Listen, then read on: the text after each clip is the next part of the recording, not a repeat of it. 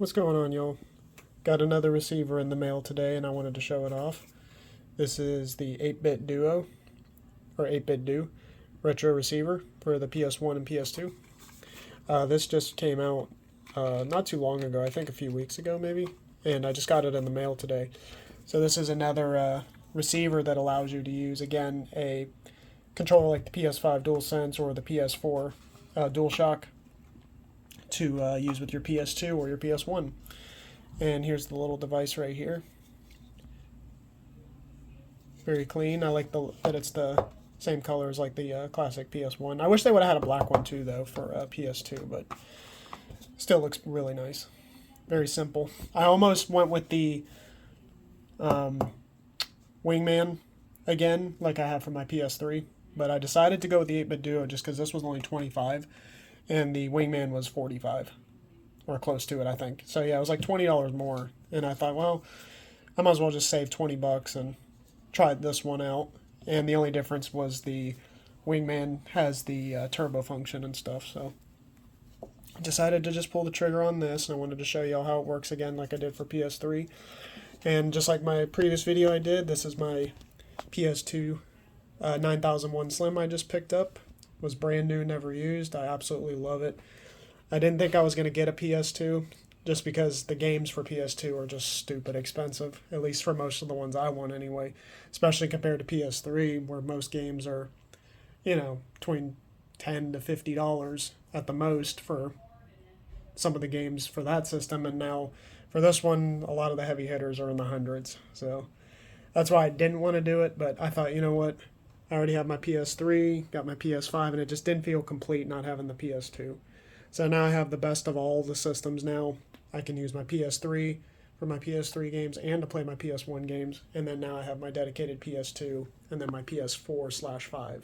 So I got the entire ecosystem here, and yeah, it's been great having an all PlayStation setup. So anyways, let's go ahead and get this started here. So again, this is the 8BitDo receiver that lets you use your DualShock or DualSense controller. So let's go ahead and plug it in. Try not to get fingerprints on it. There we go. Don't want to get fingerprints on the gloss. Alright. Power it up. There it goes. It's flashing. And then for those wondering, I have this PS2 hooked up with the level hike HDMI cable. And I wanted it to be elevated so my sound bar wasn't going to be interfering with the PS2 Slim.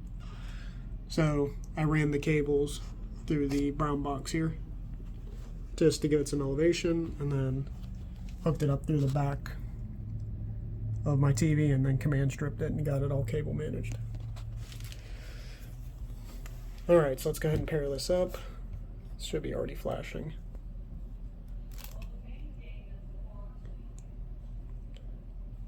Yeah, there we go. And then I'm assuming you just click this one. Yep, there we go. Recognized it almost immediately, just like the Wingman. So far so good. And there's the PS2. Working really great. God, I'm telling you guys, these converters and adapters are just a game changer. To be able to use these modern controllers with these, you know, retro systems is just one of the best things ever, in my opinion. These are, in my opinion, some of the most must-have accessories for retro consoles now. I mean, there's really no reason not to have these, because why would you use a PS2 or PS3 controller when you can use a PS5 controller? So definitely worth the investment. But before we go ahead and pop a game in to test it out, I also got another thing in the mail. I'm going to test out Devil May Cry with it, but I also got this in the mail. This is the Resident Evil The Essentials collection. Just wanted to show you all this real quick so I didn't have to do another video on it.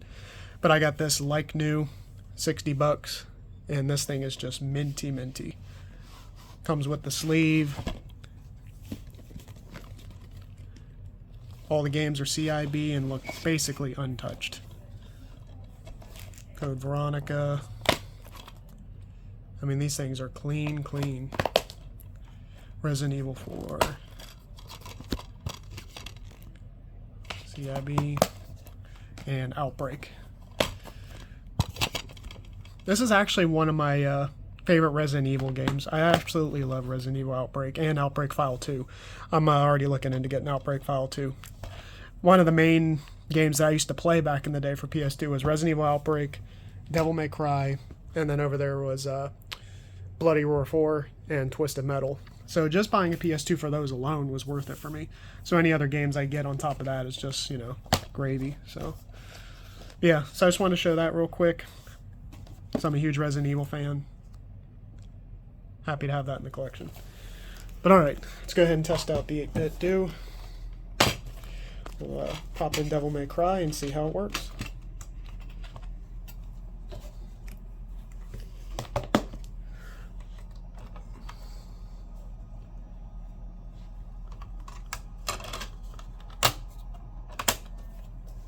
Okay.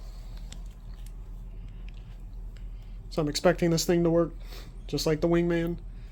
And I felt the vibration immediately when it paired, so it says vibration functionality works with it, so.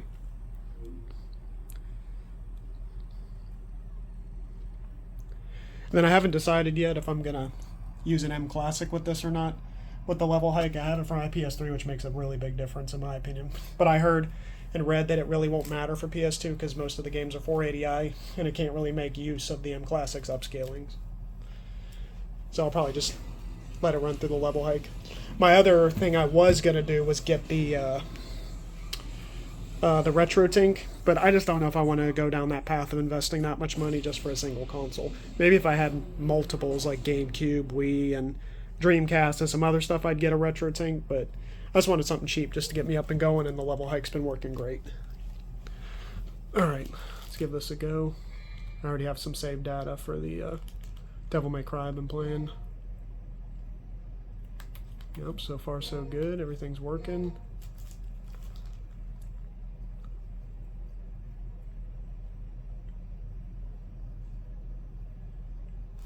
There we go. Alright, so let's see. And yep, it's working great.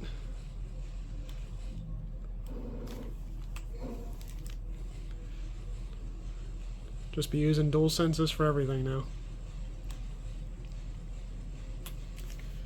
Check all the other functionalities. Yep, jump works.